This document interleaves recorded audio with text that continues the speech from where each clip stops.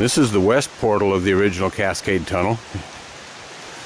You can't approach it. You used to be able to walk right up into it, but there's a partial collapse inside and water builds up behind the debris dam inside, and all of a sudden a big gush of water comes out. The roadbed came right along over here, and there's this water here, and this creek is actually water that's running out of the tunnel. So there's actually quite a little bit of water comes out of the tunnel. And the tunnel was at milepost 1710.7. But anyway, this is the west portal of the tunnel. And off to the right here, we'll kind of just pan through the bushes. You can see the footings right back here of what used to be the water tower that was here.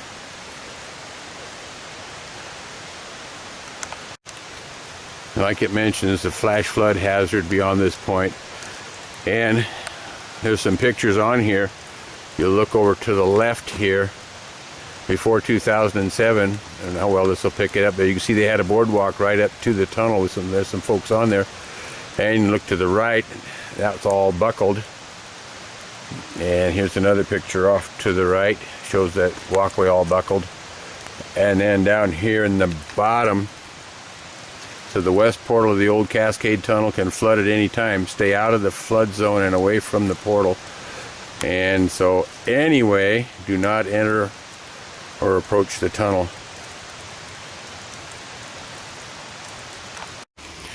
This foundation here is the base of a coaling tower that was once here.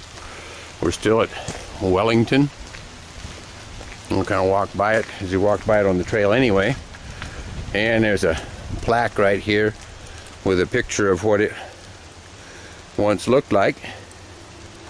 It was here from 1910 until 1926.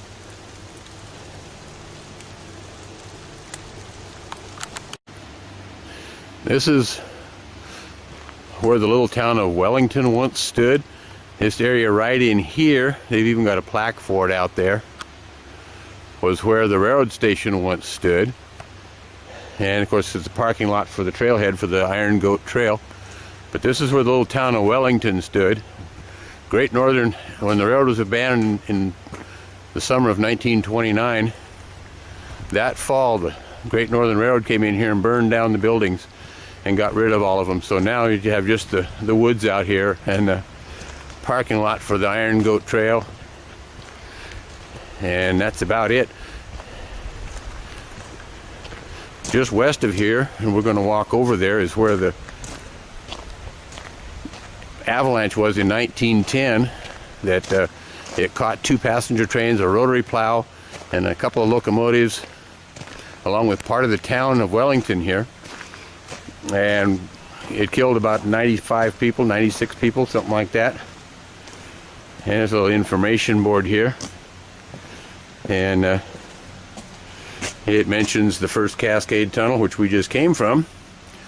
And of course it has the warning here too, as it does at the other end, not to approach or enter the tunnel. And you can see here in the picture the walkway that every so often, I guess, a gush of water comes out of there. So anyway, we will go over here. They have another sign here that says, to the all concrete snow sheds. These were built in 1911 after the avalanche. So we'll take a walk over there and see what there is to see. There's a plaque here. Let's see if we can zoom it in a little bit. September 30th, 2000. It's dedicated to those who toiled to build a transportation route through the Cascade Mountain Range in 1890 to 1893. And to those who lost their lives in its construction and operation through accidents and avalanche disasters, 1893 to 1929. So anyway, that's a plaque for the Iron Goat Trail. And over here, another little information board. They kind of have a map of it, of the trail.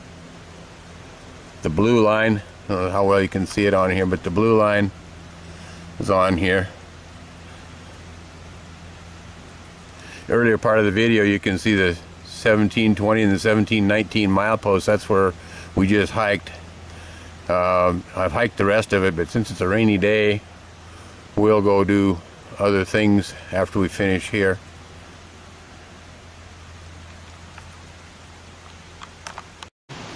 Right here is mile marker 1711, and say down at Scenic was 1720, 1720.5, something like that. So it gives you some idea how long the Iron Goat Trail is, since I'm at the Wellington trailhead, which is on the upper end. If you look off right here in the foreground, you can see part of the roadbed, which was once here. Of course, we've got a bunch of trees and stuff growing in here now too, but this is part of the roadbed right here in front. And if you look up here, you'll see an angled roadbed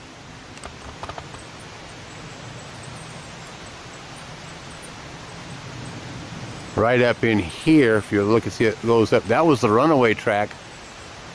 If they had a train that got loose, couldn't stop. This track went up into the bushes up in there a ways, and then it stopped. So if there was a train that couldn't stop when it came out of the tunnel, they lined it up for this runaway track, and the train went up in there and they were able to stop it. This is the east end of the concrete snow sheds right here.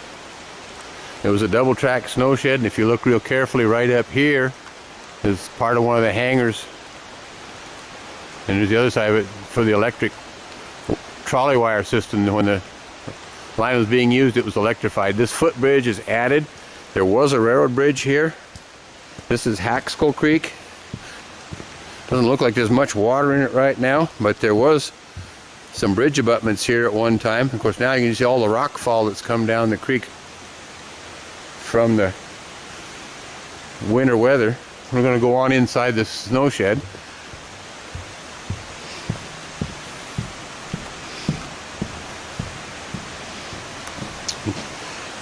Kind of inside the snow shed here. We're not going to walk all the way down. These snow sheds are about 3/4 of a mile long, 4,800 feet, something like that. They're all concrete and steel. They were built in 1911.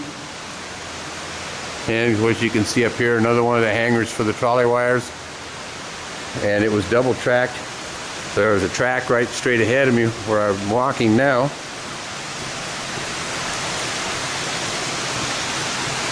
There's a lot of water coming out of the mountain right now too. You can see the footings over here on the left to hold the roof up.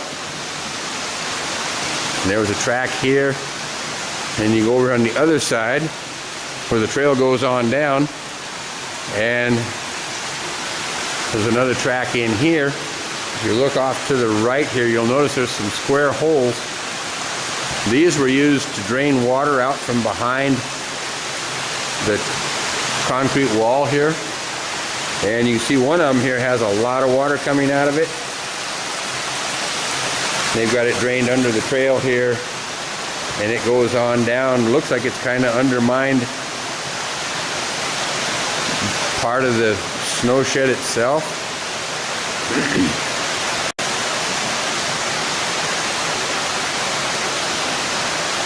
And you can look back around the other way and see, looking out the snow shed. But this was part of the area where the avalanche in 1910 came down. And that's why the snow sheds were built. The Iron Goat Trail is now presently about 9 miles long, as that's how long the road grade was from Wellington to Scenic. And of that 9 miles, 7 miles of it was either in a snow shed or a tunnel.